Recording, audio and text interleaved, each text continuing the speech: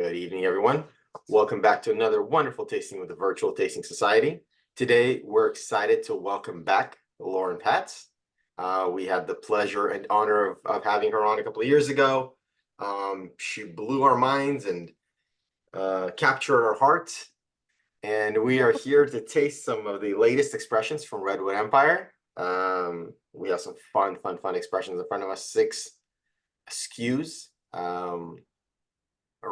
We have Pipe Dream Cast Strength, Lost Monarch Cast Strength, Emerald Giant, Rocket Top, and Foggy Burl. And that's the order we're gonna go in, right? Yeah. So I think that's the order that we're gonna go in. All right, perfect. But yeah, look, I don't want to step on your toes. We're excited to have you. Thank you so much for being here. I know we have a bunch of fans of Redwood in the group, people that have been following you and following the brand for a few years. A few people have reached out to me months ago asking me to have Redwood back, and so we're finally here. Thank you very much for joining us. We're excited to listen and learn about what's going on with the distillery, what you've got going on, what you got planned in the future. But all that said, please introduce yourself, tell us a little bit about the brand, and take it away. Excellent. Well, thanks for having me back. I am so honored and pleased to be in front of you again. And we're going to taste a few things that we weren't even a sparkle in our eye the last time we were here together. So some fun stuff, but also some old favorites, and hopefully we can talk a little bit more in depth about those as well. I have had a title change since the last time I was on here. I was hired as the head distiller in 2021 for Redwood Empire. I was with a different distillery before then for 7 years, and kind of less than 10 minutes down the road. Jeff, who is our master distiller, I've known our entire professional careers. And after I left Spiritworks, which was where I was at before, he asked me to come on board with him with Redwood Empire Whiskey. And then this year, they just gave me the title of Master Blender. So thank you. Thank you. I feel like a You master can't have blender two title is master so much more fun. distillers, so it'd be too confusing for people. But in general, my responsibilities kind of run the gambit of day-to-day operations. I run our team, all of our inventory, anything kind of coming in and out of the physical distillery is my purview. And then Jeff and I do a lot of kind of like the product development and R&D side of things together, which is amazing. It's always nice to have somebody else to kind of like toss ideas off, feel confirmed in the decisions that you're making, especially if they're kind of like creative or directional.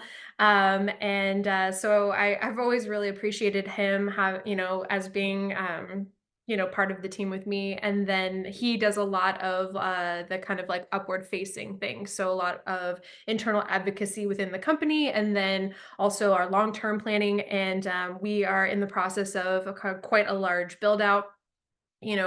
It's been, when they hired me, they kind of decided that, I mean, they told me that that's the direction we were going to be going. It's been a few years, but there's some real momentum behind it now. And hopefully by the end of the year, we'll have things solidified and actually start with the build out. So fingers crossed, nothing is done until it's done. But we're certainly further along now than we ever have been.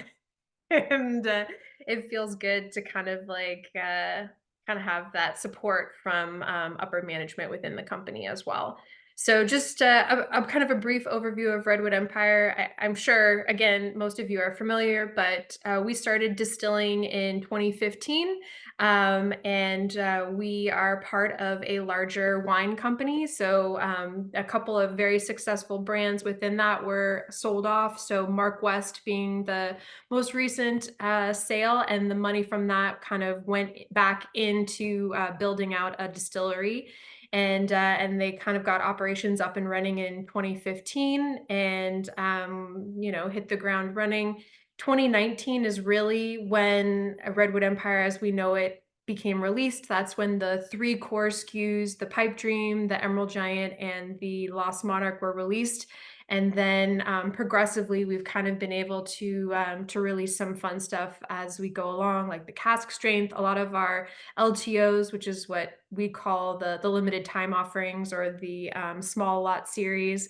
And then we have some haystack and some other things coming down the pipeline as well. So yeah, feel free to ask questions. I think yeah, please in the chat, but if anyone reads those and sees that I need to respond to anything, I love a good interruption. My personal background, I was a classical medieval studies and Japanese major in college and went off to teach English in Japan for several years. So I love the educational side of things. I love a good back and forth rapport when we're doing this, especially the last time I was on, everyone was so knowledgeable and had some really, really great questions. So feel free to speak those out if you've got them. But that's a little bit about the company and a little bit about myself. Stylistically, I think that we are much more of a grain forward kind of profile for the majority of our products.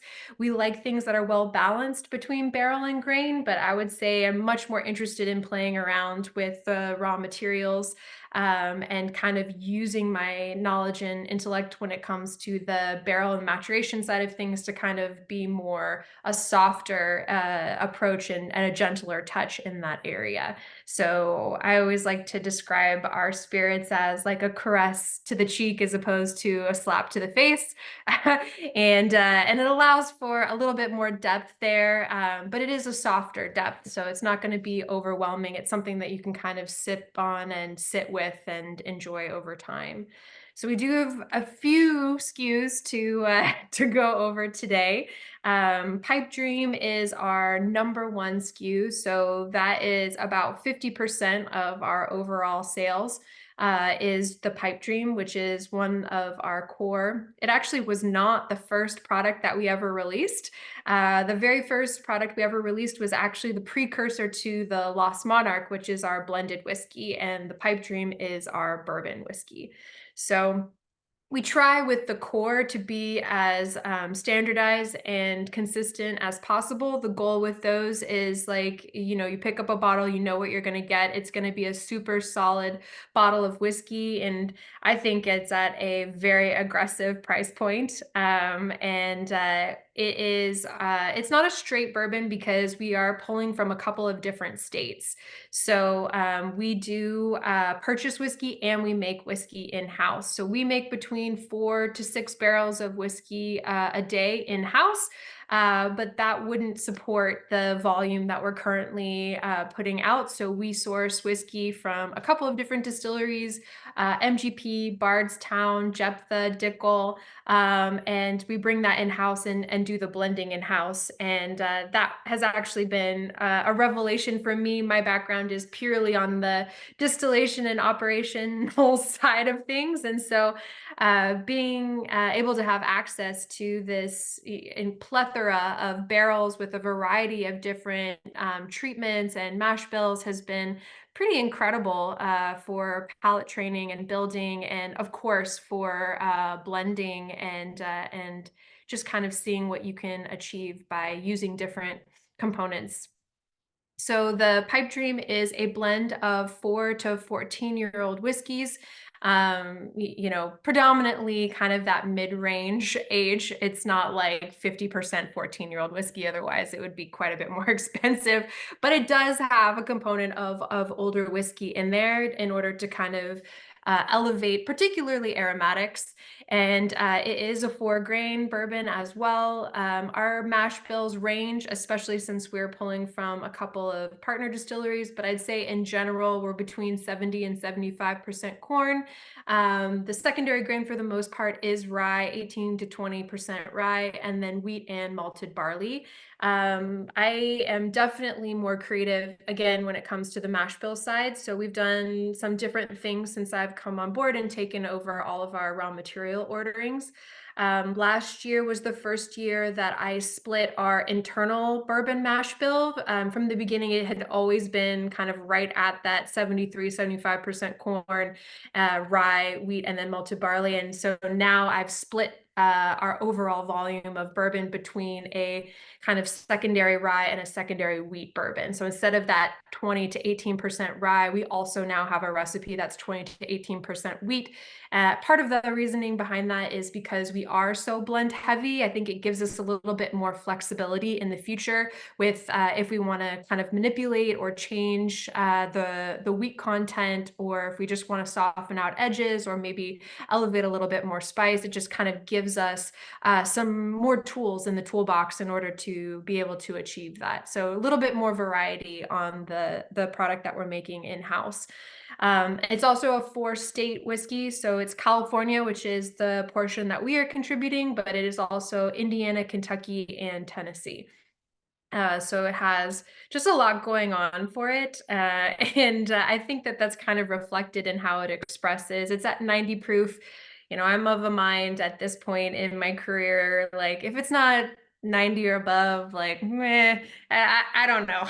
I'm not like totally against an 80 proof or even 86, but I like the flexibility of having me a little bit of a higher proof because it gives me an opportunity to play around with it myself. And I really enjoy that aspect of sipping and drinking whiskey, and bourbon in particular is kind of the engagement that I have on my end.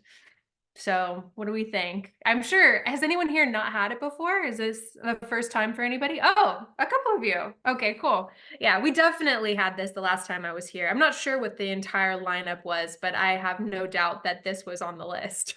Like I said, this is kind of like our number one seller. In general, people are a little bit more comfortable reaching for a bottle of bourbon than they are for other types of whiskey. There's a familiarity with that name.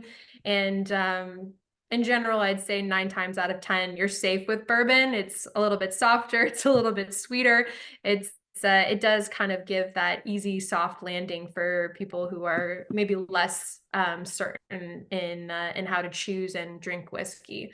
And that's largely due to that corn. There's a lot more fusel oil during distillation. It has a significant amount of viscosity when it's coming off of the still. That leads to what I think is the most important part of bourbon when I'm judging or when I'm tasting, and that is texture. So for me, bourbon should always have a very soft, very heavy texture that allows for a much longer finish. I think the pipe dream is on the lighter end of the spectrum, which I don't mind because it kind of allows some floral elements to kind of be expressed. But some of those really older bourbons that have, had some concentration happening over the duration of their history, their lifetime, they can get really chewy. And this is kind of like a happy medium for between those things. What do you guys think? I like it. It's got a interesting, to me at least, a little smoky note on it. And it's light and sweet without being too strong. Yeah.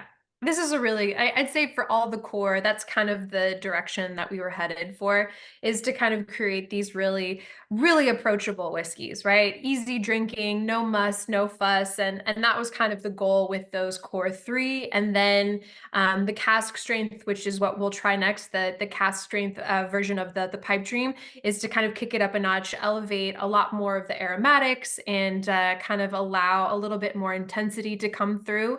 And then with some of the single lot things, that's where the creativity and the exploration and kind of some of the innovation comes in for playing around with different flavors in the mash bill space, but also in a cooperage sense as well. All right. So like I said, we're going to play around a little bit with the proofs on these. Typically, when you're tasting whiskey, you go lowest to highest, or you go for liqueurs, you'll go with the least amount of sugar to most amount of sugar. But we're with whiskey, but we're going to go all over the place. And the reason why is because some of these I really like tasting side by side with each other. And this set here that we're going to do first is one of the ones that I really appreciate tasting side by side. I was on a trip to DC recently, and I finally got to do a tasting that I've been like wanting to do forever, which is just a bourbon tasting. And at this point, we have like 5 bourbons out, right? So we have the Pipe Dream, the Cask Strength Pipe Dream. We have Grizzly Beast, which is our bottled and bond. We have the Screaming Titan, which is our wheated bourbon, and then we have Devil's Tower, which is our high rye bourbon. And we just did a flight of bourbon, and it was so fun to kind of like talk about the differences and the nuances of each one of those expressions. But what is so cool about the pipe dreams together is that compositionally they're identical, right? They're that 4 to 14. They're 4 states, 4 grains. In terms of percentages of the components that we're using, identical. There's nothing different between the two things, the two pipe dreams. The only difference is that one is at cask strength, which means it's undiluted. So we're not adding any water after it's been pulled from barrel. And then the other one has been diluted to that 90 proof, which is kind of like our typical bottling strength. And just to see how different the two spirits are really embraces my favorite part about spirits in general, which is like this opportunity to kind of like be a participant, right? You get to see a lot more of what's going on in the process than you do with a beer or wine drinking. I mean, oftentimes when you're drinking beer or wine, you know, they put the glass in front of you, you enjoy it, you don't have to think about it. Spirits asks a little bit more of you, right? They ask you to kind of like be a little bit more thoughtful in how you drink, how you order, and some people are intimidated by that, but I think a lot of people think it's really fun and enjoy the opportunity to kind of curate a little bit more for themselves and to choose a little bit more for themselves instead of having someone else do that for them. And I think cask strength is the best expression of that, because you get to see what the whiskey that we work with on a daily basis looks like. I mean, obviously we're working with cask strength all the time. I mean, whether it's going into a barrel or coming out of it, it's going to be kind of at that higher proof. And so for us, a lot of the evaluation, a lot of the judging and blending happens at that higher concentration of alcohol. So that's really more of the reality when you're working in a distillery, or if you're doing any sort of lab work or blending, you're kind of working with higher proof spirits for the most part. And so I like kind of bringing that to consumers and letting them see.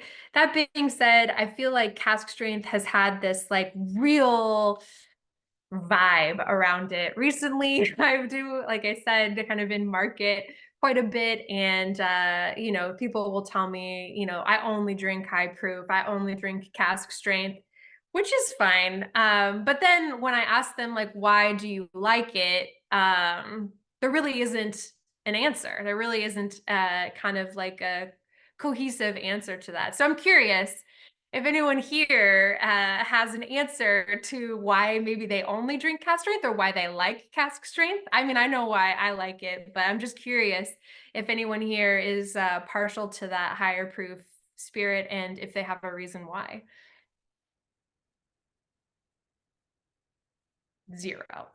No, Nobody I'm likes waiting for it. somebody else Everybody to chime likes in. it. No, I didn't want to say I, it. I think I'm probably the opposite, because Mm. I'm not a, well, what I call a proof whore, right? I would never say that, but that's what I think. Yeah, I mean, I'm just kind of, it's, I don't need to be able to light my mouth on fire while I enjoy a whiskey. But I'm full disclosure, I'm much more of a Scotch, and peated Scotch is more my jive than bourbon is. So I'm probably not your typical bourbon drinker either. Mhm.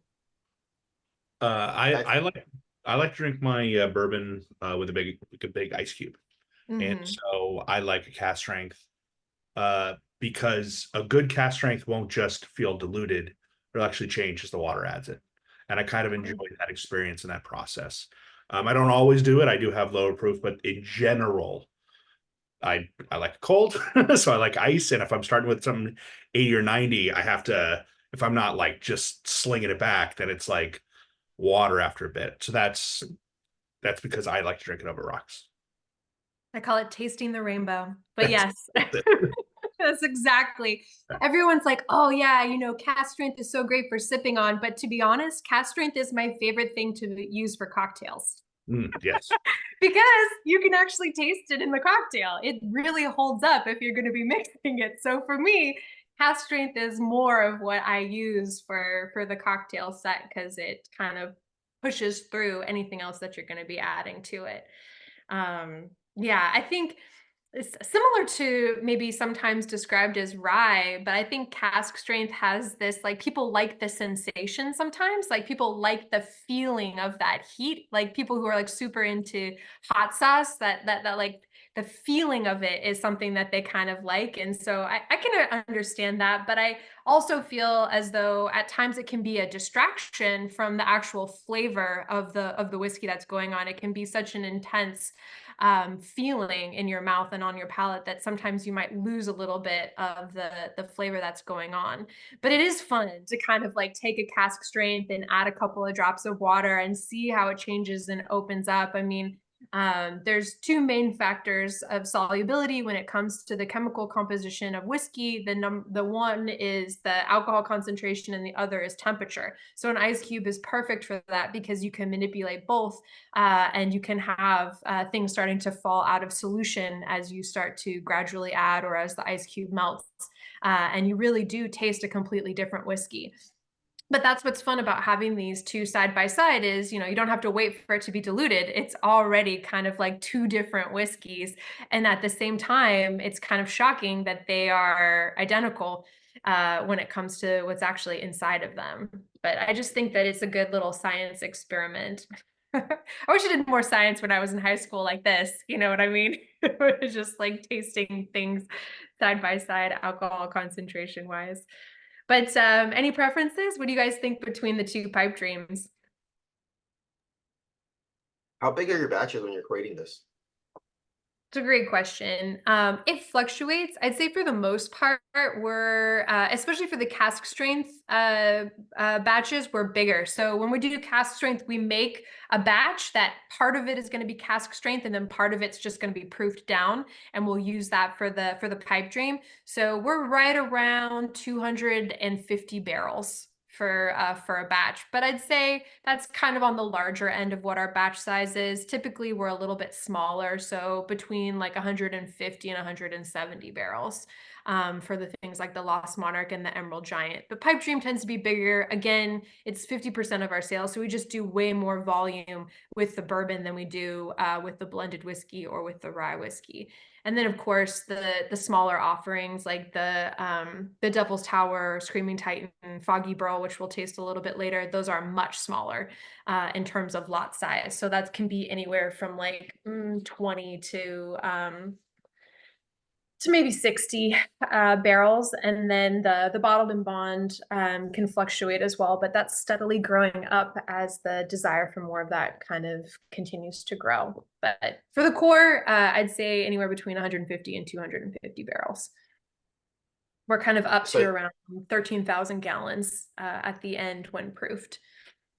And you put it in a stainless steel tank, or Yes. to let it marry? How long does it marry for?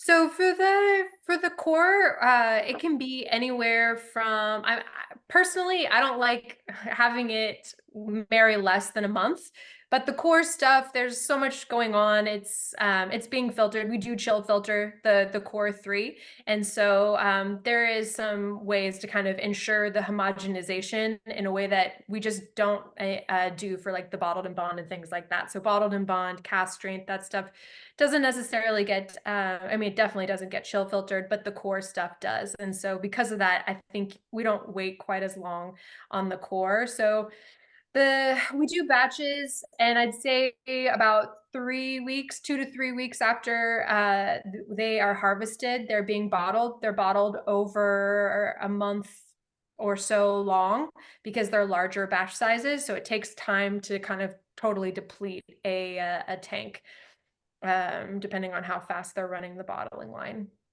So just to picture it, essentially, you harvest 250 barrels, put them in a large stainless steel tank. 3 weeks later, you dump what you're going to use as the cask strength, and then the stuff you're going to use as the core pipe dream, you then chill filter and Yeah. or chill filter Proof first and then proof it down? proof. Yeah, you proof first always, because Okay. you want things to kind of come out of solution as you fluctuate with the proof, and then you put it in through the cold and chill filter it. Yeah, Good for to know. those ones. Cool. Yeah. And then what do you do with the 250 barrels? Just out of curiosity. Currently, they're going to our cooperage. So we buy barrels from a couple of different cooperages. Again, because we have such a robust blending program, we're not quite as stuck with using the same type of wood from the same purveyor. So we buy a lot of barrels from Speyside out of Ohio, but we also buy a lot of barrels more locally, which is in Cloverdale, which is less than 30 minutes away from here, from Charleroi, and they buy back all of our barrels. So it helps kind of fortify that relationship. Last year and the year before that, it was getting difficult to source barrels. There was like so much production happening. Everybody was ramping up their kind of production in-house, and it was difficult to get your hands on the barrels that you needed to get the whiskey into barrel. And there's two things that you need in order to make sure that you can make whiskey. One is grain and the other is barrel. You can't make whiskey without barrels, and you're losing money every second that your whiskey isn't in a barrel, because that's when it starts to kind of acquire value, is when it hits that wood. And so it's important to try and get it in there as quickly as you possibly can. So we have a really great relationship with Charleroi, and then Speyside. You know, they make barrels from much larger producers than we, and so we're kind of lower on the lists of priorities. But we do buy a good amount of barrels from them as well.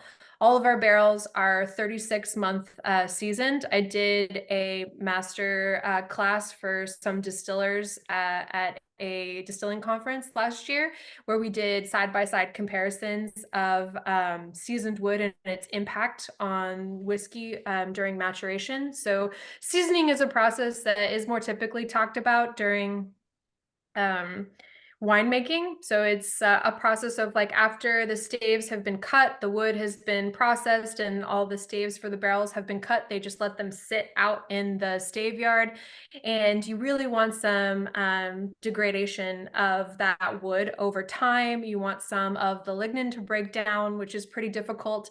Largely that is done through fungus, but you also have some UV happening.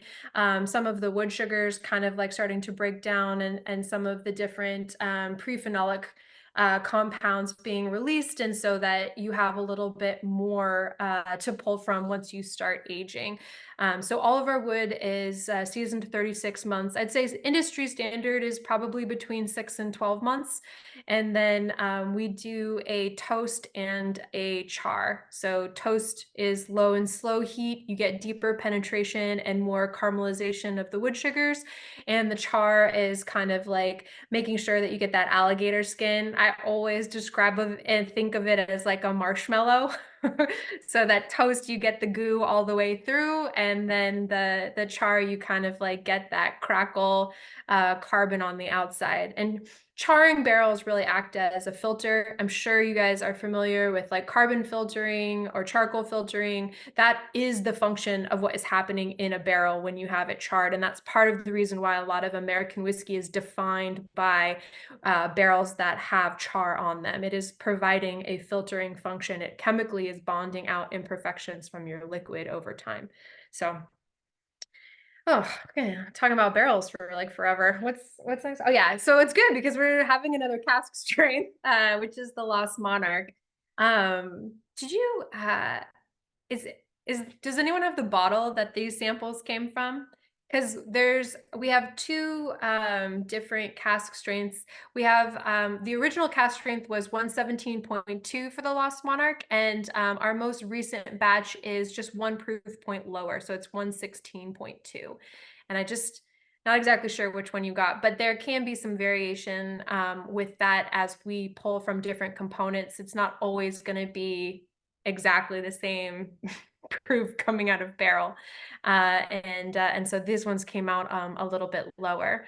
But the Lost Monarch is our blended whiskey. It also happens to be my favorite when it comes to the cask strength. It is a rye bin, so it's 55% rye and 45% bourbon. Incredibly versatile. I'd say I use that again most of the time for when I'm making cocktails or something like that, because you can use it for bourbon cocktails or for rye cocktails, and pull out flavors of both of those.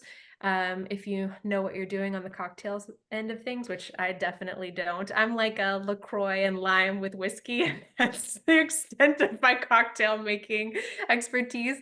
Except I can make a very good paper plane, and we are going into to paper plane season. Is anyone here familiar / a fan of paper planes? Perfect.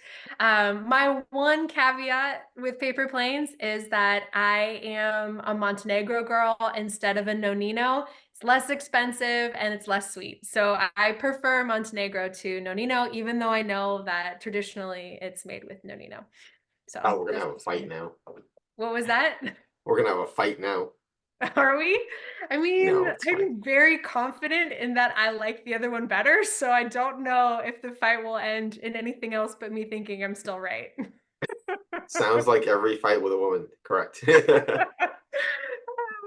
I gonna say, have it found sounds like- that Oh, go ahead. the paper planes are too sweet for me now. So what I do is I do 3/4 of everything except a full ounce of the bourbon. Yeah, I I bump do up 2 the ounces alcohol. of bourbon and an ounce of the lemon juice, and then 3/4 of the other two. Oh, Of so you the really bump up the bourbon. All right. Yeah, well, I mean, I I get am a it. I respect distiller. it. Yeah, I really want to taste the alcohol whenever I'm drinking. But This Lost Monarch is 58.6. okay, sure. Someone can math that. I don't know if if So Jeff was what here, he would be able to do that for you. His background is in accounting, so he really cracks the whip with the Excel spreadsheets in a way that I've never had to deal with before. So It's the I'm 117.2. perfect. Thank you. That is the previous one then. From the most recent is going to be the slightly lower proofed one. Yeah. But I just think that there's a hot debate internally about whether the Emerald Giant, which is our rye, or the Lost Monarch are better at cask strength. And I am of the opinion that the Lost Monarch is the better of the two. I just think it's kind of a fun, surprising mix. And sometimes the surprise throws people off. I mean, for me, you get a lot of that kind of creamy, bourbony nose. And then when you put it on your palate, it's that like Pop Rocks, tingly, spicy sensation of rye. And it can be kind of like disjointed for some people, but I really just like the surprise of it and how interesting it is.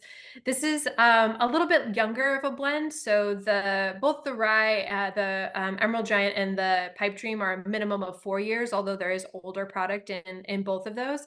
This one is minimum 3 years, and the younger portion of it is the rye. Rye typically finishes a little bit quicker than bourbon does because it is a little bit thinner overall. It doesn't have a lot of kind of the funky, heavy oils that that bourbon tends to have, and so I do think that it can age a little bit faster than bourbon tends to, and still be drinkable and delicious. So the younger portion, for the most part, that is in here is going to be the rye component, and then everything up till that 14-year again. It's not a blend of the Pipe Dream and the Emerald Giant, but it has a similar kind of spectrum of different components and different lots and producers in it as well. Yeah.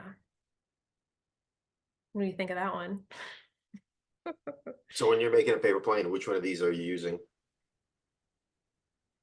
I would say, I mean, I told you I tend to lean towards the cask strengths. So honestly, this might be the Piper Plane might be the one time that I would use the Pipe Dream over the Lost Monarch. But that's probably because I'm cutting so far back on the sweeter components that I like the mouthfeel from the bourbon a little bit more. But most of the time it's the Lost Monarch. I even like There was making Sazeracs with the Lost Monarch instead of with the Emerald Giant. There is a cast strength version of the rye, right? There is. You just don't have it in front of you right now. If we had everything, you would be tasting like 11 SKUs. Like it's definitely grown since the last time I was here.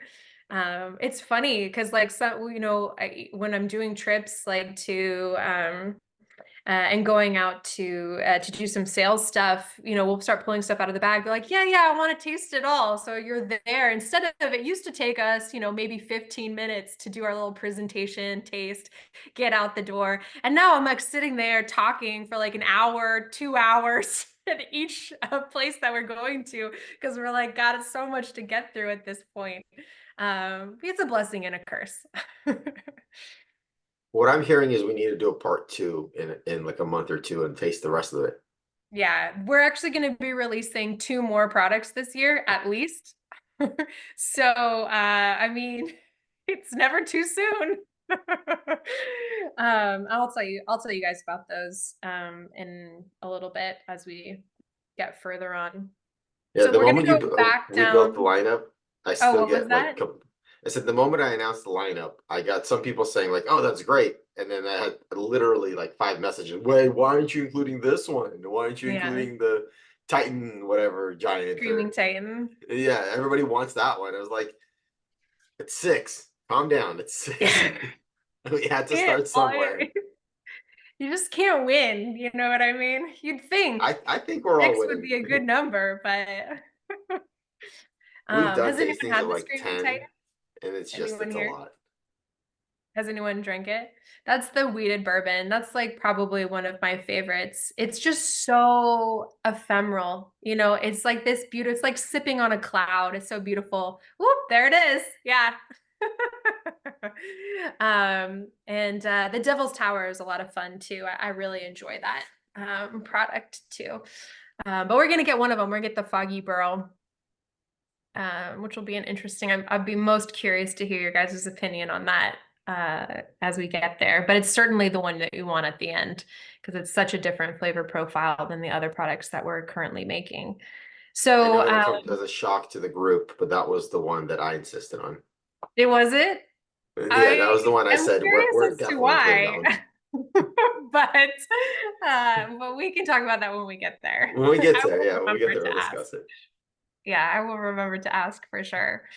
Okay, so we're gonna go back down and improve. So we're kind of leaving the cask strength. So maybe take a couple sips of water, get reacclimated, and kind of get ready to drop back down. We're gonna be doing the the core rye, which is Emerald Giant.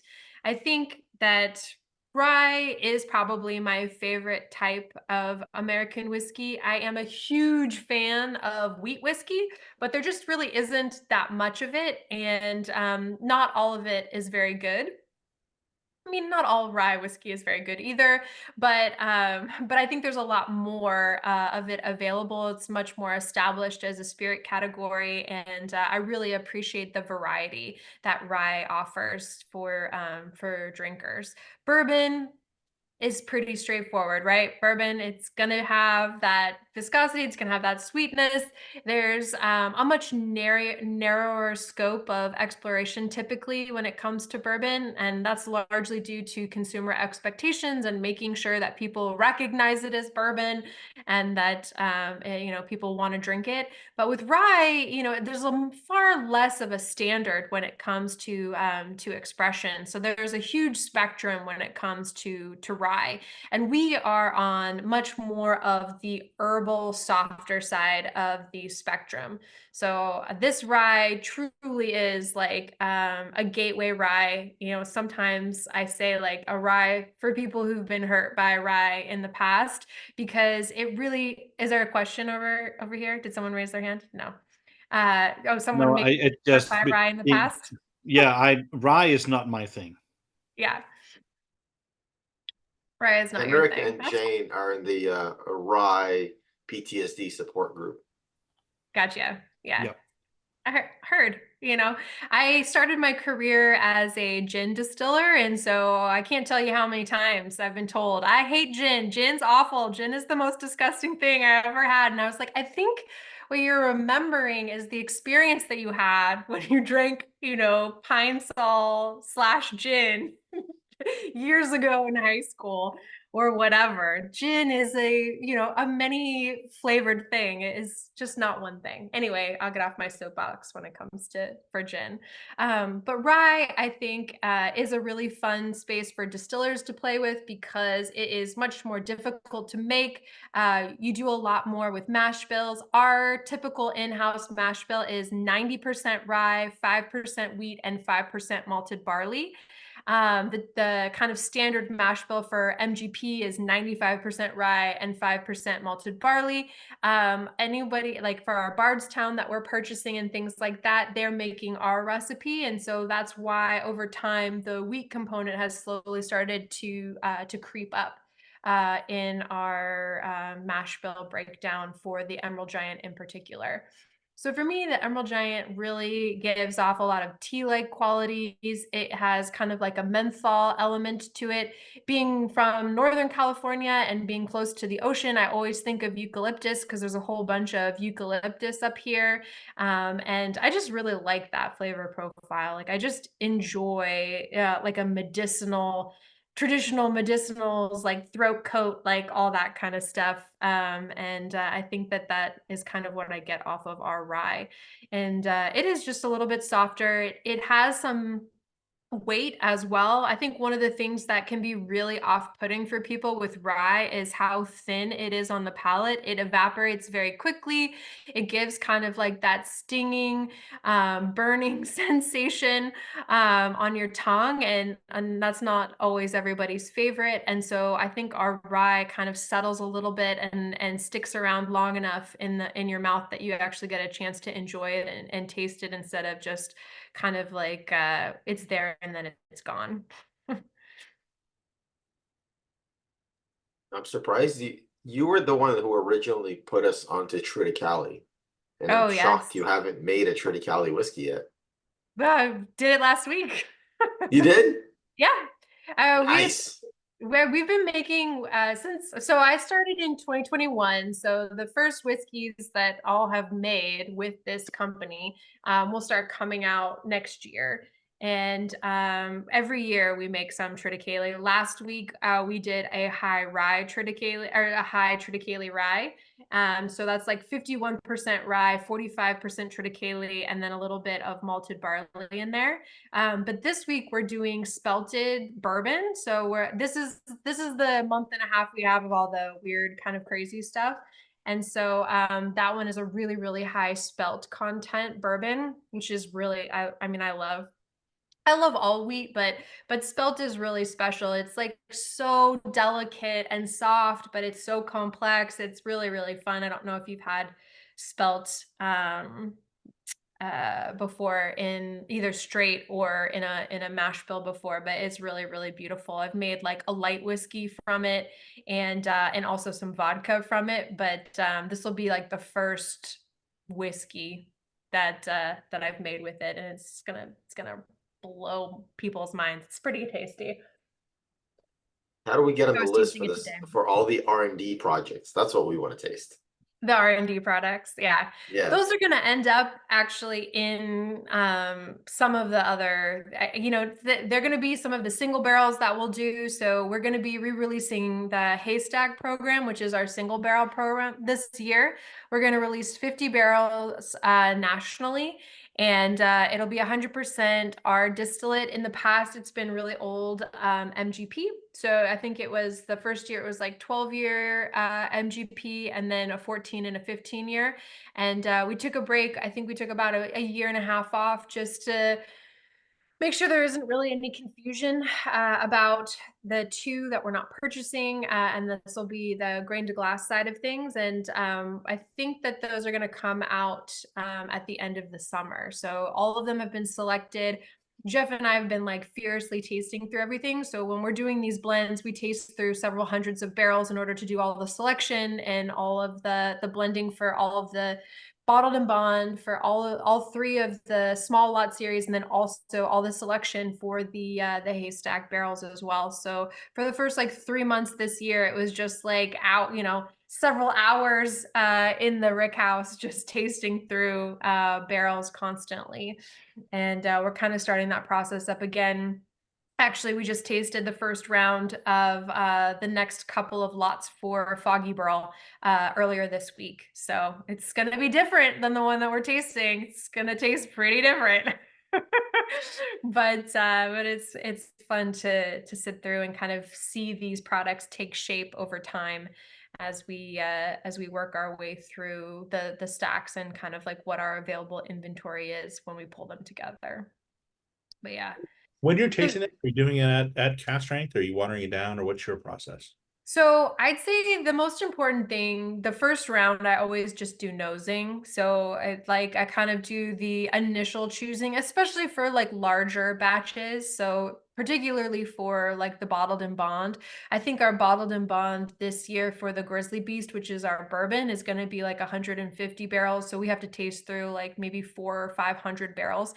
So when we do that, it's mostly the first round is nosing, and you just nose through things, and that's the initial like yes, no, and then I do things by like lot size. So like we'll identify lots that have a certain flavor profile or a certain mouthfeel or a certain kind of like what is the main component of that lot, and then you kind of like use that to see what pieces that you want to pull together that the sum might be greater than its parts, you know. Yeah. So it takes some time. The blending side of things is something that I didn't really think I would enjoy as much as I do. It is much more of the creative, you know, intuitive side of things as opposed to the distilling side of myself, which is like very structured, very rigid. You know what I mean? Like distilling, there isn't a lot of like magic, you know. It's like you are beating alcohol into submission and you control the outcome.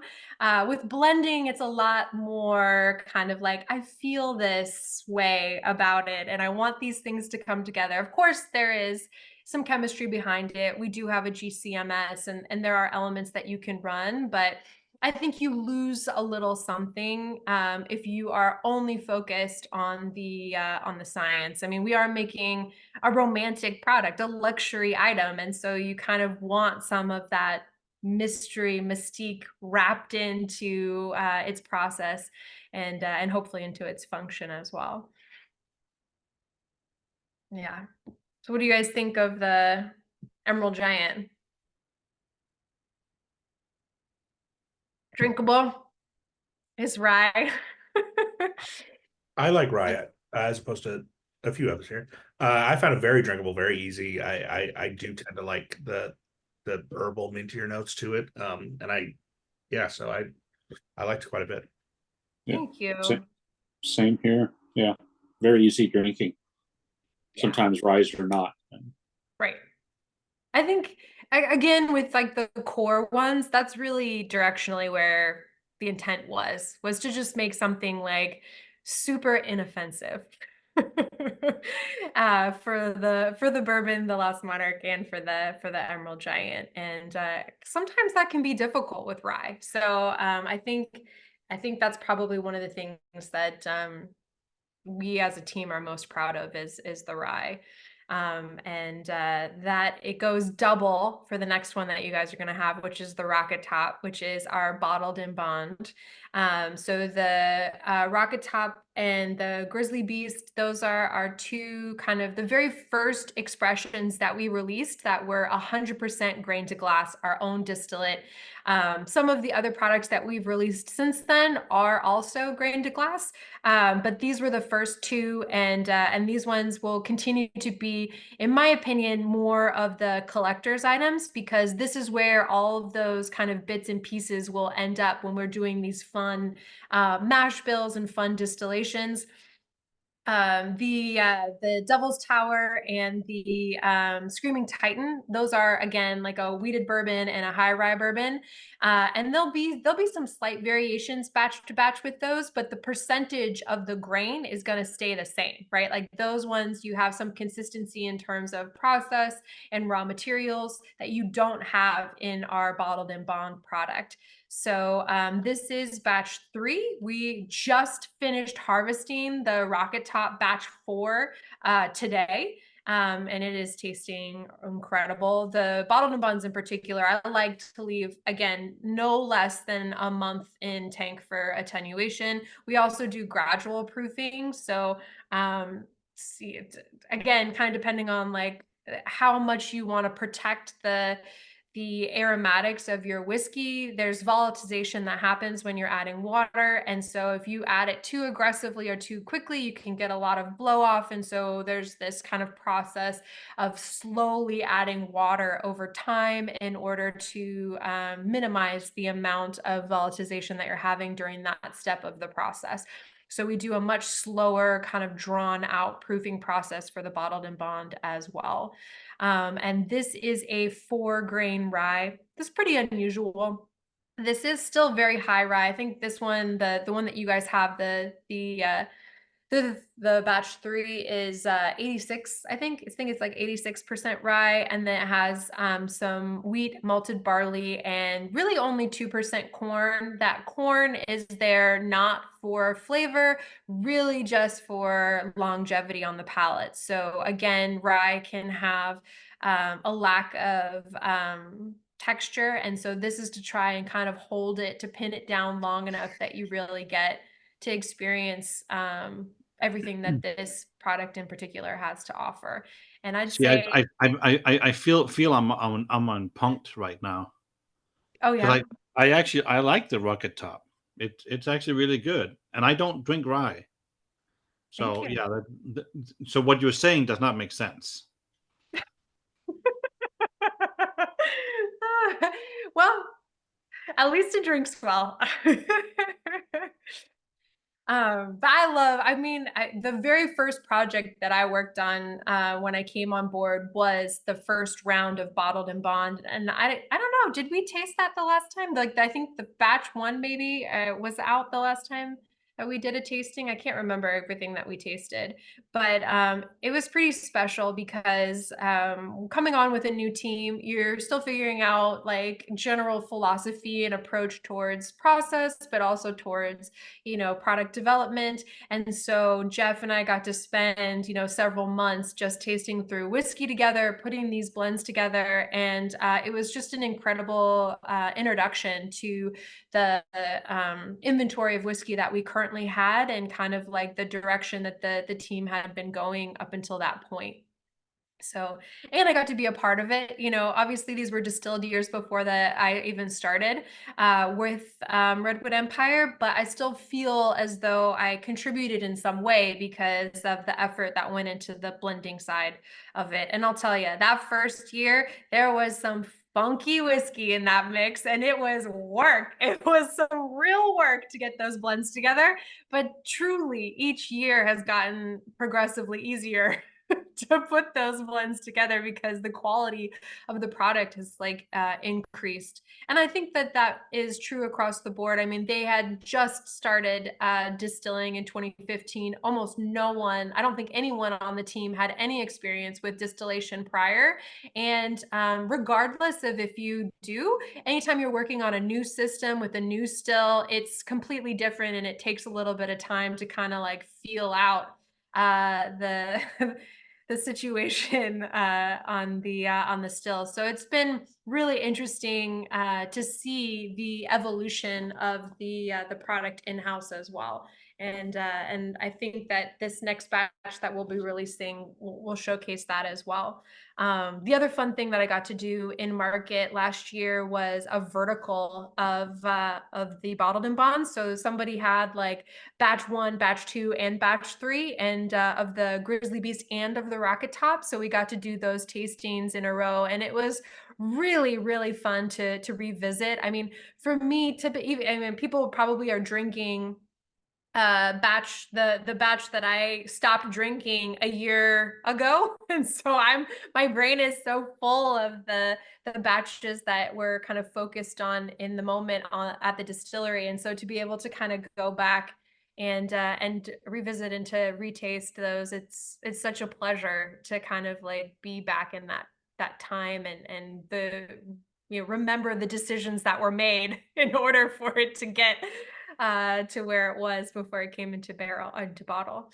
But that was really cool. And, as we release more of these products and kind of like different iterations of them, I think that the opportunity for those types of tastings just become more and more possible. And they can be really cool education tools, but also just, I think, give us some depth as a producer and some interest there into what we have going on, kind of give us a little bit more of that craft element.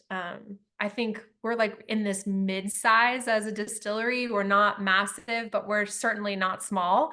And so we have some, products that we, churn out. I don't want to say churn out. It sounds awful, but like that's the Pipe Dream, the Emerald Giant, the Lost Monarch, consistent. And then we have these other products that kind of give us that opportunity for playing around with things and innovation and a little bit more depth, I would say, in general. But I love the Rocket Top. Every Rocket Top that we've released has been, has probably been my favorite, except the first one.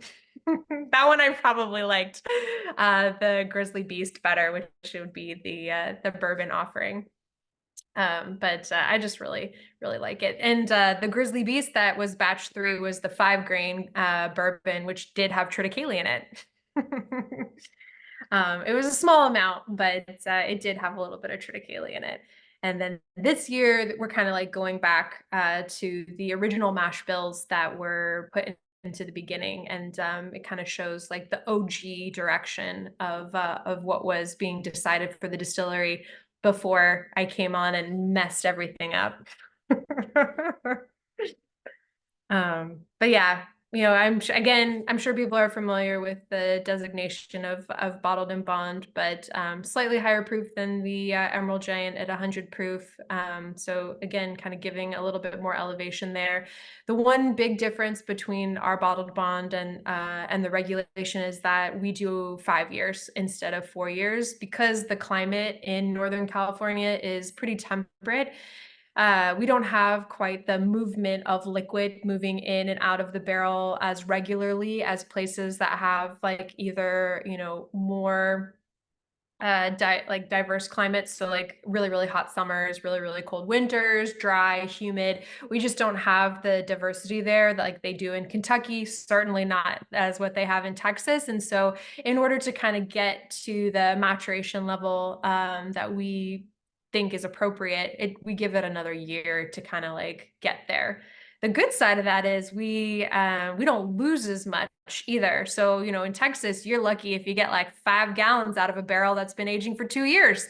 And for us, we don't lose that much. I think this last round that we did of the Rocket Top, all of our barrels were like probably like 85% full, which is very good for 5 years.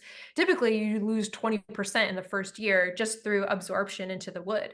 And so it's pretty cool that we don't lose as much of the liquid over time. So fun fact. Hey, Lauren, you were talking about kind of moving towards, figuring out your own distillate, and how does that change how you view the other 3 sources that you've got coming in? You mean like the where we're purchasing from? Well, just in terms of like, is it something where as you grow more towards your own distillate, you're thinking about incorporating more of that in? Are you tasting some of these other products as they come in going, yeah, no, maybe, I don't know. I think that I have mixed feelings about it. You know what I mean? I have some mixed feelings about it. I love MGP. I mean, I'm not gonna lie. I think that they make amazing liquid. Obviously, so many brands are built off of the back of MGP liquid, and that's for a reason. And I don't hate that. I'm not angry about it. For me, the frustrating part can be when I'm at a whiskey festival or something like that, and I taste down a line of whiskey, and it's literally the same whiskey in every single bottle. That's the only thing that I can find frustrating from time to time. But that liquid is consistent, that's solid, and some of the other places have a little bit more fluctuation in the, I I wouldn't even say quality, but in terms of the flavor profile. And so that has been an interesting kind of challenge to undertake. We are going to be purchasing whiskey from a new bulk producer called Whiskey House. Have any of you guys heard of them? Oh my God, so cool. It's the guys who originally set up Bardstown, and they sold Bardstown off and they put a whole bunch of money into building out a new facility called Whiskey House. And they are going about bulk whiskey production in a completely different way. For the most part, when you're buying bulk whiskey, you get what you get. You don't get a lot of say in how it's made. You certainly don't get a lot of visibility over any of the process. And the way that they are going to be approaching it is a much more kind of joint venture between consumers and them as the producer. So we have like these overall log sheets, like there's supposed to be a portal that we can kind of go in and see all of the data that's being tracked, because they have to track that anyway. But having that transparency and that visibility is going to be amazing. And so that's going to be really, really cool. And I think that that's is something that I'll really appreciate. And I think a lot of other people who are going to be purchasing whiskey will appreciate as well. You know, it's as we go through this build out process just for ourselves, you know, the still, I probably talked about it the last time that I was on. It really has been years of trying to make it the right time to kind of act on it. We've had the still since 2017, I think. It's a 24-inch Vendome still, and it will like 9x our potential capacity. I think we're going to start right at 4x, just so we don't have to do double shifts and that kind of thing. But that will really allow us to ramp up our internal production. And that has the potential to change the makeup of what our offerings will be. Do I think we're going to go 100% grain to glass? If that happens, it's not going to be for a long time. I like kind of like having a little bit, it's like best of both worlds. We have like 4 products that are grain to glass, and we have like 4 or 5, 6 products or whatever that are, blends of purchased and produced whiskey. And it's kind of like something for everyone. And I enjoy putting the blends together for both. I don't even know if that answered your question. It was a lot of me talking about stuff, but No, it did. That's good. Thank you. you're like, please stop. No. But yeah, I mean, it's hard. As a maker of things, you always want to have 100% control over everything that you're doing. But at the same time, it's kind of fun to be playing around with stuff that you couldn't or didn't make yourself, and still be able to kind of fold that in and incorporate it into the product, the end result. Yeah. All right. Are you ready for the Foggy Burl? All Are we right, on the foggy now? Well, yeah. before we start talking about it, I invite everyone to jump on camera as this is our final pour of the night. I want to catch everyone before they down it. Should we just say single malt and smile? Is that what it's called? Yeah, that's what we're doing. Yeah, absolutely. Don't be grouchy. I just have no idea why you insist on this one. I can't wait to find out. Same. All right. Well, damn it, Jason, Tyler, where you at? Edgar. There we go. Oh wow. Hey man, I'm in the hot tub. Okay. All right. Well, That's thanks for where the you invite. Is this a family show? I think everyone's over 21. We're good. Okay, good.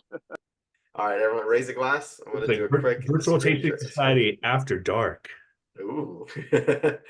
Lauren, thank you very much for joining us. Thank you for sharing your liquid with us. This has been absolutely fantastic. Cheers to you. Cheers to Redwood Empire. And hopefully we can do this again soon. Cheers. Cheers. Awesome. All right.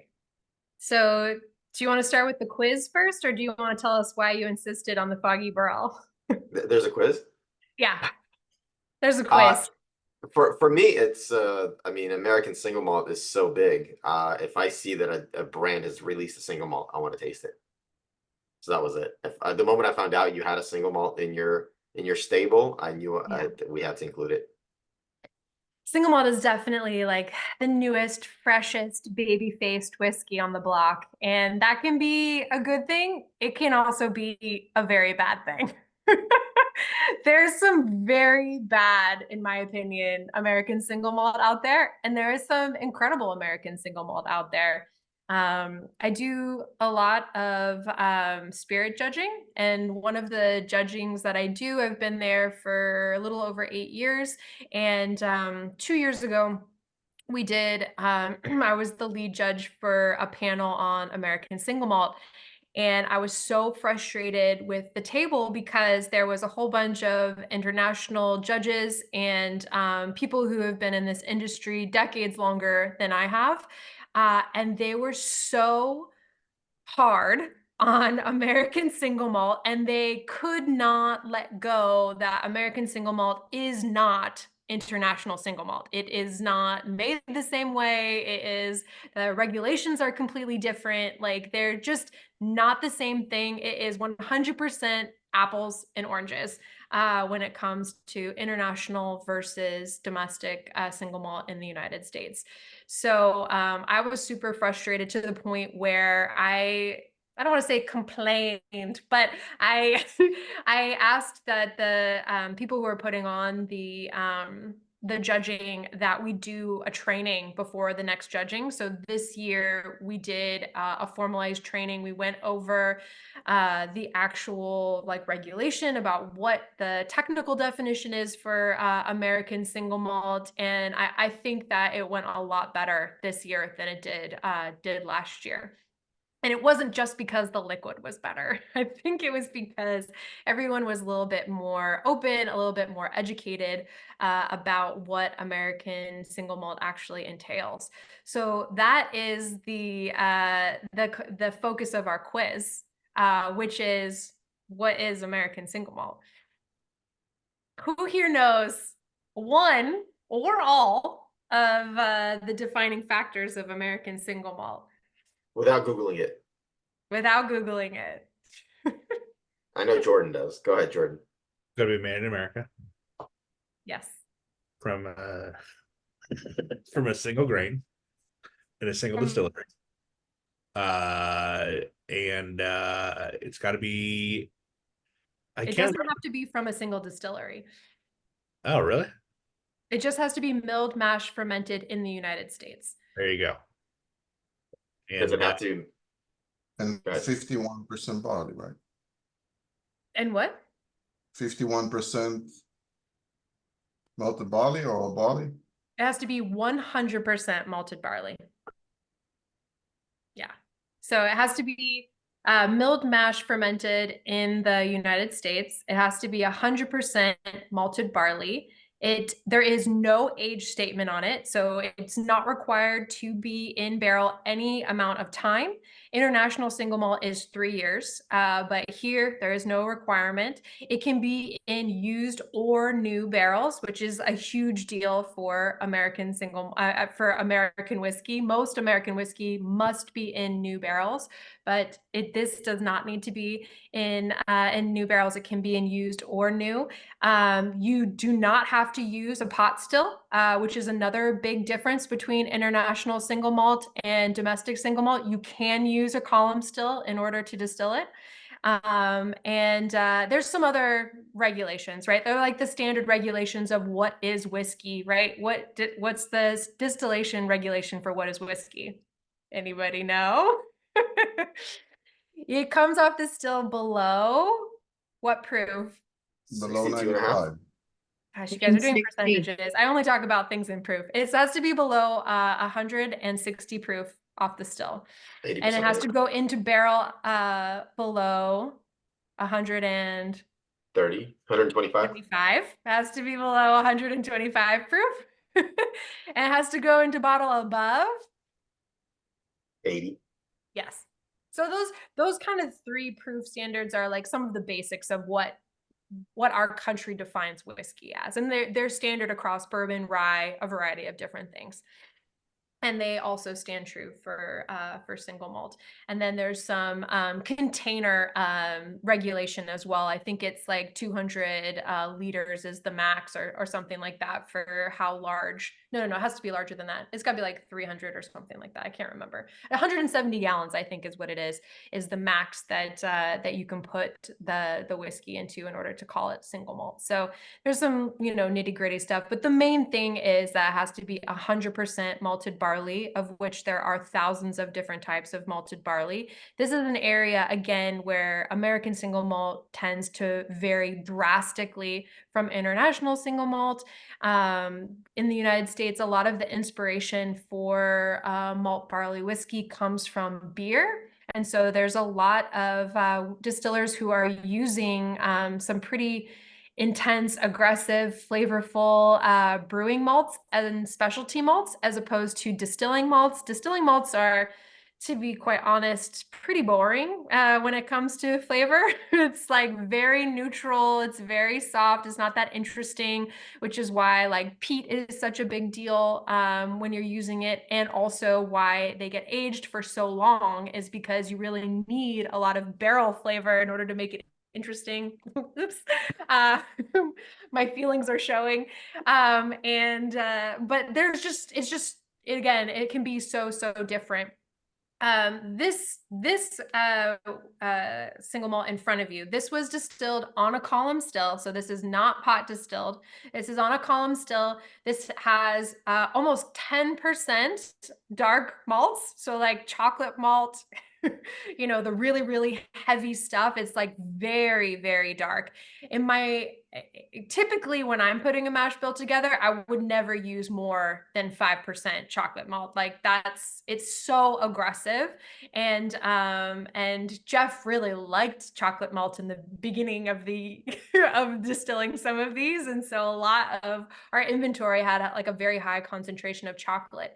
That being said, I think it kind of softens out nicely in this spirit. You still get a lot of cacao, kind of like baking chocolate, a lot of coffee in there, and that is that darker malt that is present. But there's some sweetness too. So we ended up using a couple of batches that were slightly more neutral and a little bit on the sweeter side in order to help kind of balance it out. Like when you're baking a cake and you use, cocoa powder, you got to add sugar in there to help balance out some of that bitterness and intensity there. And then this is aged all in new American oak as well. So there's nothing here that was in used oak. And this is a blend of 4 to 6 year old whiskey as well.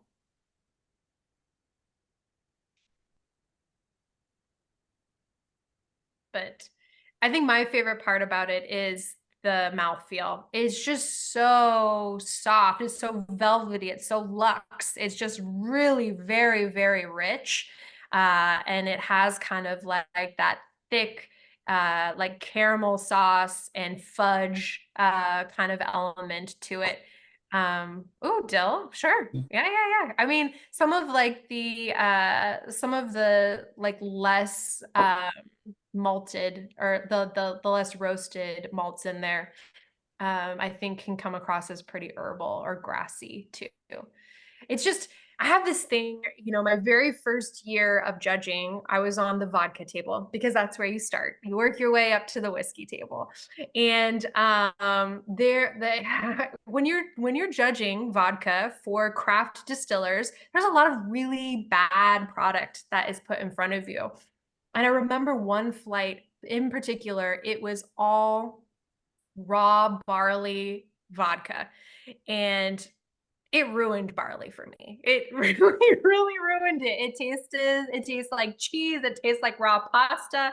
And now I'm so sensitive to that specific flavor profile that like, it's sometimes hard for me. Jeff, on the other hand, he loves brewing beer. He loves like malted barley. I am much more of like a wheat and kind of like fun, different raw grains. And he really enjoys like doing the malted barley stuff. So this is truly his baby and what he's wanted to do. We make a very little amount of it. I think we only make it 4 times a year and about 20 barrels. So a very small amount amount of this is getting made. It's never going to be massive, but it is going to be different because we never do the same mash bill twice, and we use crazy malts in there. It's all over the place, which is really fun. I just did our order for the next round that we're going to be doing the second week of June, and we are using 13 different malts in there. So it'll be fun. I have worked with peated malt before. I am a huge fan of peat. Actually, I quite love it. and so I've done. Thank you. I've done the first year that I was here. We did a peated single malt, but I also have done some peated bourbon, some peated rye, and some smoked bourbon and some smoked rye as well. So those will be fun when they come of age next year. At some point. But for the most part, we're just using kind of more brewing style malts, nothing that is smoked or peated for the most part. So again, super, super different. This kind of toes that line between like grassy and chocolatey. But this is a wild category. Have you guys tasted many other single malts out there?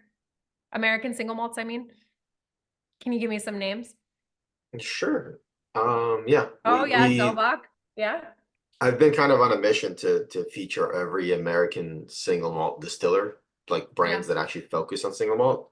But I mean, we've tasted everything from Jack Daniels when they released their single malt limited edition in 2022. How was it? It's great. I really liked it. Yeah. It was very sherry forward, but it was I liked it a lot. And I mean, we've tasted Virginia, we've tasted Cedar Ridge, Westland, Westward, Balcones, Del Bach. I mean, you name a distillery that's like on the single malt panel, and we've probably either tasted them or tried to taste them if they have at least 6 expressions. Have you had the Yellowstone one? We did, yeah. I'm just curious. What did you think of that? It was not what I expected from a single malt. Sure. Yeah. All the bourbon drinkers loved it. I Yeah. just, as a single malt drinker, it wasn't my jam. I think that is kind of like the big thing with American single malt. There's some producers that kind of go after more traditional style. Like Westland, I'd say, is more traditional in how it approaches the flavor profile. And so there's some level of comfort there and enjoyability there. In my opinion, that's kind of like the standard for American single malt. But it's not very innovative or different or divergent from kind of like the general expectation. But I like Delbach a lot. I think that they do some really fun, weird stuff that I'm kind of into, for sure. But it's just you never know what you're gonna get from me when it comes to American single malt. It's always gonna be a surprise, and I can appreciate that in some respects. It's just that I think that right now is just all expensive. And so, it's a big price thing to take a risk, when you're not certain it's going to be to your tastes or to your palate. It's great if, you want to have an experience, but I've come to a realization recently, like for food and for spirits, there's like 2 different types of enjoying something. One, there's like this experiential, like fantastical side of like, the super pretentious stuff, like, was it like that Dorito distillate or whatever that Empirical did? And then the other side is like stuff that you really enjoy drinking. That's like fun, like that you like to consume, like comfort food, you know what I mean? And I like a healthy mixture of both of those things. I like trying new and weird and fun stuff, but I wouldn't say that I always enjoy drinking them. But I think it's important sometimes to kind of like have the experience of drinking them so that you have that to call upon as you move forward in your experience. But that's kind of I just like had this epiphany one day, and I was like, oh, like some of this stuff isn't actually good, but it is fascinating, and I'm still gonna do it. Well, what Um, may not be good to you, somebody may enjoy. Just like, there's American Sure. single malts that don't work for my palate, but there's people in the group that love them. We Yeah, had yeah. that the very first year. Jordan is a big bourbon drinker, and we featured a brand, and everyone in the room loved the single malt we tasted. And Mhm. I'm the single malt drinker, and I was like, I don't get it. What don't I get? And they sent me cask strength samples, and I went to Jordan's house. We tasted, and he's like, "Yeah, this is really good." And I was like, "But I don't like it. Why don't I like it?" And then we finally like hit me like a brick. I was like, "Well, because it's a bourbon drinker's malt. Yeah. It tastes like bourbon but malt. Yeah. It's like a new charred oak. Yeah. All the like everything other than like there's just no corn in it, but it's a bourbon. It's made to the specs of bourbon. They just use malt, and it's like it's good. It's just not for my palate. Totally. I think it's hard. I think it's hard because American Single Malt is still finding out like who its consumer is, right? Like who is the person that this product is for? Is it for bourbon drinkers? Is it for international single malt drinkers? And, a lot of times those decisions are largely based on where you're going to make the most money.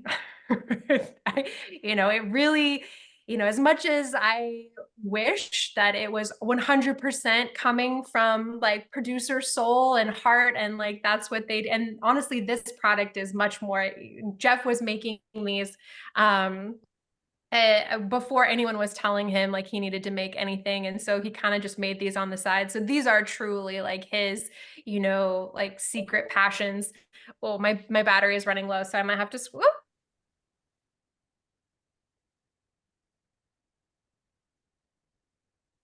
While we're waiting, I just want to clarify, are you calling me a big dude who likes bourbon or a dude who likes big bourbons? I'm just trying to figure out which, like whether I like you or I'm mad at you right now, or am I like a big dude who likes big bourbons? I mean, it could be both. I mean, it's Both. fine. I'm trying to figure it out. All right. Could be both. A little from column A, a little from column B. Yeah. It's like a little both. Yeah. I thought when we met with the Balcones guy, he said that it sounds like a bourbon. Bourbon is have to be 51 corn and rye have to be 51 No, rye. so that's Malt the definition Was of 51 straight. malt. It's That's- straight malt whiskey versus single malt whiskey. Straight malt can be 51%, but single malt, American single malt, by the rules that they're trying to pass. I mean, it hasn't been ratified yet. That's what I said. They try, but there was still debate of what is what. I mean, again, single is stand for the distillery. It's not the fact that it's just one. Oh, we got switched to the personal device. What's up? You gotta unmute yourself. You can see all of my painting swatches on the wall. I'm also very proud because I just finished my like Lego situation over here. Ooh, what is the Lego situation? It's just like a big Lego city here. Wow. Anyway, All right. Welcome yeah, back. so thanks. The single malt is really kind of like the truest expression of innovation that we have because there was like no input from marketing or from sales or from anything like that. So there's just a lot of like trying some fun stuff out and trying to get wild with it. And I like that side of the product in and of itself. It's not like I said, it's not my truest passion, but I do enjoy. It was really fun to put together. It was, I would say, the debate that Jeff and I had putting this one together was more opinionated and louder than any other that we have ever put together in the past. So it was a good time. And it's the next one that we're doing. I mentioned that we had just started tasting through for the next round of the Foggy Burl is pretty different from this offering. It has a little bit less of that chocolate flavor to it and a little bit more kind of like traditional flavors to it, but still fun. Yeah. So you're playing around with different malts per se? Is that how you're messing around? Like that's what you're blending? If you're not doing a lot of cask influence, if it's Yeah. just a grain, but it only has to be one grain. It's just, and this hit me recently that I finally understood that when people say different malts, it's the same grain, just malted long, like cooked longer. So chocolate malt is not a chocolate malt. It's the Golden Promise, just cooked longer, so it's darker, so it gives you more of that caramelized sugar. Is that wrong? To an That extent. is a very complex and nuanced question. I mean, Yes. have you been to a malt house before? No, but I really want to go. I would recommend it. Okay. Malting is pretty cool. You're right. It's all barley, but just like with wheat, there's different types of wheat. There's different types of rye. It's not all the same variety of barley that's being used. And the styles are different from malt house to malt house. So, they're like, well, what type of malt do you use? And I'm like, oh, yeah, we use Admiral's Hearth and Maiden's Voyage. I mean, like, the names that we use would mean nothing to somebody because they're not like universal across malt houses. So it's complicated because they all use different varieties of barley. They all do the saturation process and heating process and malting process differently. And then they all do the kilning process differently as well, which is what you're describing, which is like the cooking part of it. And the kilning is one of the most important parts for like the grade of malt it is. But it's not the only thing that factors in to the flavor of the finished product. So yes, but no is the answer to your question. Thank How you. helpful was that? I don't know. You guys are all in Southern California, right? Mhm. I'm trying to think if there's any malt houses down there. I don't think that there are, and if there are, they're probably very small.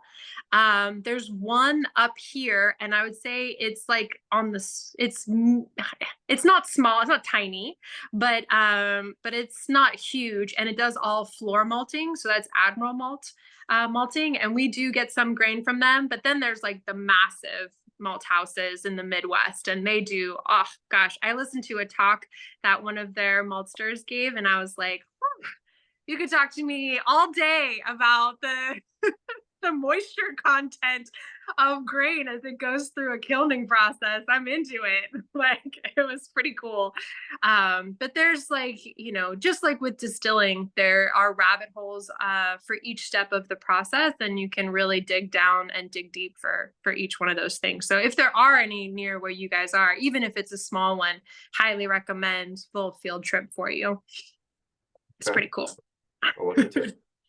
Yeah. Your color swatches on the wall. Are you Yeah. painting your wall? Yeah. You want help picking one? I want the gold one, the brightest gold one. Which is what, the top? Yeah, it's the top one. But then it's gonna clash with your painting on the left. We can move the painting. Sorry, no one ever gets to see like my actual house. I didn't have time to like put a background on from my phone. Oh, it's fine. It's fine. Do you want the room to vote? I typed up a poll that I could launch and see what everybody I thinks. feel like you don't really get to see it that well. The reason why I want the darker one is because it has like this textured wall, and so like when the light hits it, it's like a nice pretty texture. But I mean, it's your wall, so paint it whatever color you want. I mean, Sure. is it the whole room or is it an accent wall too? It's an accent wall. It's just that one wall, because it would be like it would be crazy if the light came in here and all the walls were just ricocheting gold everywhere. Yeah, so I've I can got see it. wall over here with this, and then this is my giant TV over All here. I know, It's a you get like badass the room. full tour. My dog's Nice. outside, otherwise you'd get to meet him too. All right. What do you think was the favorite of the night of what we tasted? Rocket Top. The results are in. No, but it's nearly a split. Pipe Dream Ooh, Pipe beat it Dream. by one vote, but Rocket Top tied with Lost Monarch, Rocket Top, and Foggy Burrow, second place. There you go. That's kind of cool. That's I very was- cool. I was convinced after drinking Rocket Top that was going to be my choice. It's been a hard week, and I didn't know I needed a nice dessert drink, and that Foggy Burl with all that richness just hit the spot. So Yeah. Which batch is the Foggy Burl that we got? Number one. Number one. Okay. It's batch one. We haven't released batch two. That's what we're working on currently is batch two. Okay. So I got it at I'll go get so. some batch one. Yeah. That was my favorite pour of the night too. Oh. It's just so different, it is really, really different. And I think for me, it is when something is that drastically different, it does come down to personal preference. The main thing for me is that there isn't anything faulty in the distillate, right? So there's no heads. It has been finished in terms of maturing. There isn't kind of like that unfinished graining flavor. And I feel like this is like a really well executed liquid. And then the flavor is just, it's whether you like it or not. But it is like taking a big bite of like chewy, like gooey chocolate cake is kind of like what it reminds me of after you've been smoking a cigar. It's like that combo for sure. Because it does have some of that grassy, sticky tobacco-ness to it as well, which is kind of cool. Yeah. So do you want to hear some of the other stuff that's going to be coming out? Is this whiskey delicious? Yes. So that's a yes. Yes. Give us all the scoop. So the next thing that's going to be coming out is we're going to be releasing Van Dusen, which is a high malt rye whiskey. So it's going to be a 40% malted barley, and then the rest is pretty much rye. So it's very, very high malt content, but it is really, really kind of fun because you feel how much texture is in that Foggy Burl. And you think about like what that could add to a rye whiskey. You know what I mean? It gives it so much more, structure and mouthfeel. It kind of like lets it fill your whole mouth. And I think that one's going to be really fun. That'll be a really small release. And then of course the haystacks are coming out. So those are going to be all 8-year grain to glass distillates, and put a lot of work into choosing those barrels, and those should be fun. And then there's maybe 1 or 2 other products that aren't certain for release this year, so I'm not going to talk about them. But potentially another bourbon, and then maybe a gin. But which I'm excited about, but I don't know if this is the right crowd to get excited about it. Well, I just mixed the Foggy Burl and the Emerald Giant, and it checks out. So yeah, you're like, okay, you could get behind that. 100%. Yeah, it's fun. It's interesting, and I think that the malt that the malt that we use for those mash bills isn't quite as aggressive as some of the malts that we use for the single malt. So it's not quite as chocolatey. It just really has kind of like a softness and a sweetness to it. And it really helps elevate like the spice notes. So it's kind of like warm apple pie type flavor to it. Will those all those special releases, are those going to hit distro or just sale online? How do we track them down? They're going to be distributed. So we're going to do a round of we're going to do batch 2 for the Screaming Titan, the Devil's Tower, and the Foggy Burl at the end, close to the end of this year. And then California gets the largest in terms of allocation. And then a little bit goes out. I mean, we are nationally distributed, so like some of it goes across the way, but the most of it stays here. So a lot of it is here, and you should be able to get it. The Foggy Burl and the Van Dusen are probably going to be the 2 most limited, just because we don't have as much volume of those 2. So those might be a little bit harder to find, but I know that they put kind of like some of the release dates, and they do release some bottles online as well. But in California, to be honest, you guys should be able to get it like without it being too painful. Good to Push know. them Good to to know. Minnesota. Yeah, Minnesota is a little harder. I think that the core, I think the cask just kind of broke into Minnesota. So like I know that they've got the cask strength there now, but I'm not sure that they get any of the limited offering stuff. I just saw the first bottle of Screaming Titan since it's been released. So Oh, there in Minnesota? Yeah. Oh, perfect. Okay, good. So they do get it then. That makes Yeah, sense. Did they have any of the other ones or? they had the Foggy Burl. They had a slot for the Devil's Tower, but they didn't have a bottle in. I think the Devil's Tower was really small. That was 26 barrels total.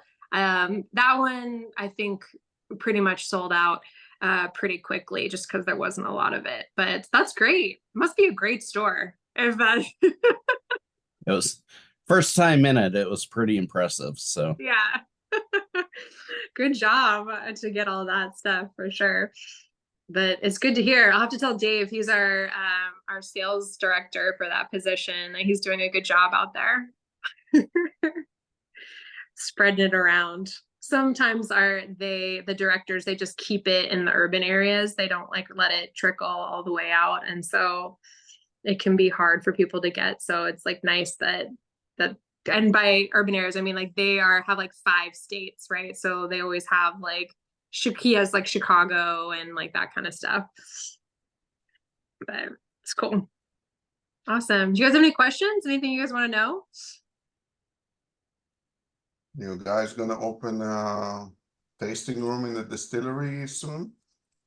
Fingers crossed. That's part of the plan for this new distillery space. So, things are, like I said, things are moving forward, but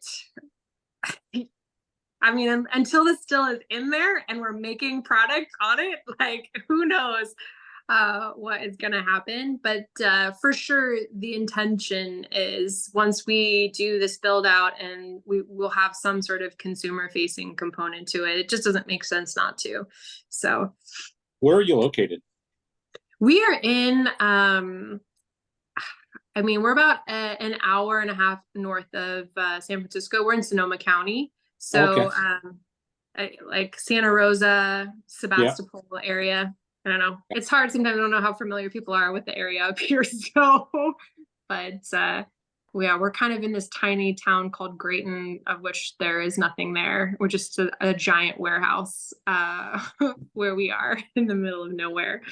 But I think we're going to be moving to a more urban. We have to deal with the county now, and it's awful. And so looking forward to getting all of our use permits and all of our fire and building stuff in city limits instead of county. Cool. So good luck. Thank you. Yeah, I know. Fingers crossed. Hopefully everything goes smoothly. Construction projects always go smoothly. They're always on budget. They're always on time. I have no doubt that this will be the same. And Santa Claus is real, and so is the Easter Bunny. Yeah. We just keep drinking whiskey until it's less painful. So we have a good inventory of whiskey to make sure that we can get it done. But yeah. Cool. Maybe next time we'll have a full distillery and I can do a tour through the distillery next time virtually or in person. You guys do a field trip up here. You laugh, but we're actually talking about one. You should. There's some cool. Have you, has any of the other distilleries kind of in this area, have you guys had them come and talk for you, like Sonoma Distilling or Grifo or any of those? We had Spirit Works years ago. Right. Sure. We had We did Sonoma. Yeah, we did Yeah. Sonoma, yeah. Sonoma. St. George. But we Yeah, just did a they're gin all tasting at close. St. George, yeah. We're all super close. The St. George guys I'm pretty close with. When I was like starting distilling, I used to always think of them as like the cool older brother that I wanted to grow up to be like someday. But After meeting now Dave, I feel the same way. yeah.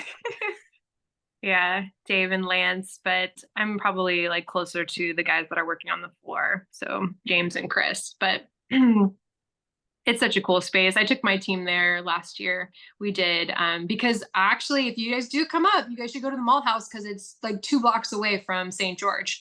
And it's like a cool little trip to do those 2 things together. So that's what we did with the team. We went and did like a tour with the Malt House and then went over and, had some drinks with St. George. It was fun. I will pick your brain for other good distilleries that you think we should feature after we hit stop on the recording. Sure. Yeah. So that it's not on the record. Yeah. Any other questions for any Redwood questions that somebody that watches the recording later would want to know? We're excited for your new expressions coming out.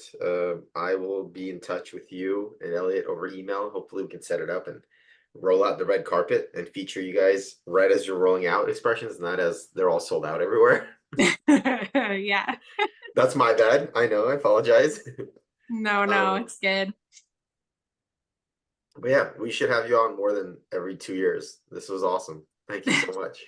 Yeah, of course. It's my pleasure. These are so fun. And like, it's just nice to sit around and drink some whiskey with people who appreciate it and enjoy it. So for sure. And hopefully we get to see your golden accent wall next time we have you on. I mean, do you want to know the truth? It's been like that for about a year. So no promises, but maybe I could get inspired. Speaking of construction taking forever, right? Exactly. I just keep being like, oh, I need to wait until the weather's better. And then like when the weather's better, I'm like, oh, I need to be in the garden. And then like it just keeps getting put off. But someday, maybe. But the Legos got done. Yeah, it is. That's like my like stress reliever. I do Legos and listen to podcasts. Nice. Good podcast recommendations. Oh, I'm like deep into true crime. Murder mystery. Yeah, of course. But I also listen to a lot of like horror podcasts, so I don't know if I have any great suggestions for this crew. Why is it every time I ask a whiskey person for a podcast recommendation, it's never a whiskey podcast? I don't know. I'll tell you the reason why it is for me is I've never listened to any podcast I've ever done. You know what I mean? Like, because I just don't want to hear my own voice or the things that I'm saying.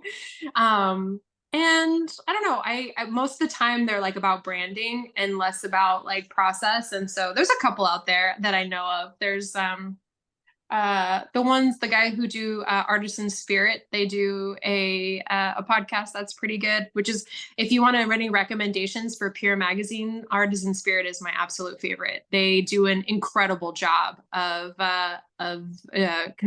putting articles together for distillers specifically, but some really cool information. Every time I think I have an idea, it's like the next issue that they release, they have an article about it, and I'm like, gosh, I just keep stealing all my cool ideas. But they're an incredible magazine. I like that one a lot. And then Distiller Magazine's pretty good too, but I think Artisan Spirit's probably the best. What about your Whiskey Noobs interview? I like that one a lot. Oh, thank you. I have never listened to a single one I've given. It was good. I listened to all of those, and I really like that one. It was good. Thank you. I appreciate that. It's nice to hear. So at least I'm not 100% embarrassing myself. Cool. Well, thank you guys so much. I hope you enjoyed the whiskey, and yeah, if you guys have any questions later on, feel free to send them my way, and I'll do my best to get them answered and get you a response. Awesome. We appreciate it, Lauren. Thank you so much. Thanks, Juan. Yeah, cheers. Thank you.